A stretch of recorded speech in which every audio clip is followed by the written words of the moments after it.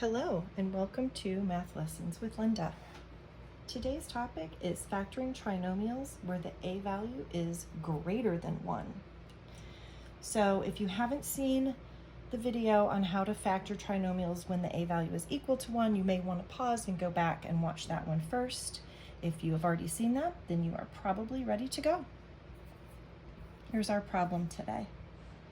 3x squared plus 10x minus 8. So the a value is this 3, and it's much easier if we have an a value that is 1.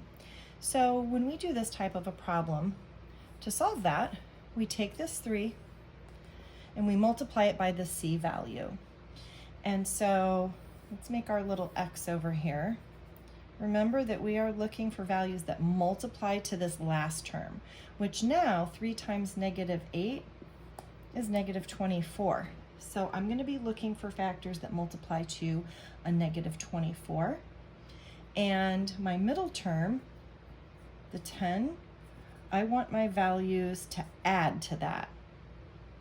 So we could list out the factors of 24. So there's quite a few of these. Okay. And I need these to multiply to a negative, which means that one of them will be positive and one of them will be negative. And I need them to add up to a positive. So that means that the larger factor is going to have to be the one that's the positive. So let's take each of these and add and subtract them and see which one we get to add up to a positive 10. So if I add the first one, I get 25, and if I subtract, I get 23. So it's not that one.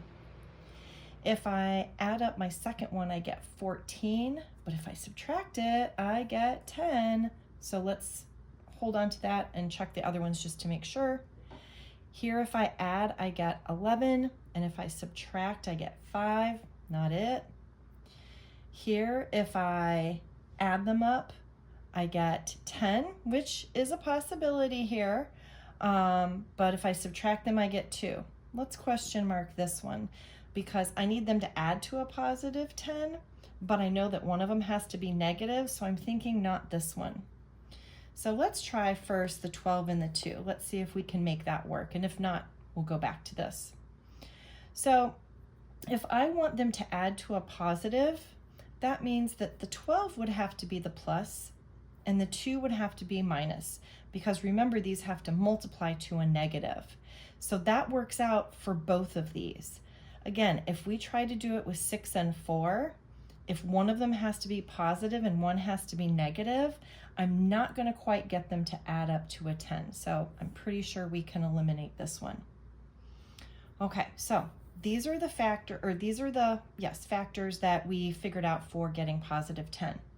Now, when we go back to actually factor this problem, what we're going to do is we're going to keep the 3x squared and we're going to keep the minus 8, because now what we've done is we're just taking this 10x and we are splitting it up into 2 different terms now, but are equivalent to plus 10. So I've got this plus 12x and this minus 2x. So all I've really done, I've kept my same problem, but using this method, I can figure out a way to divide these two up into 2 different terms so that I can factor them. All right, now what we've created here is a grouping problem.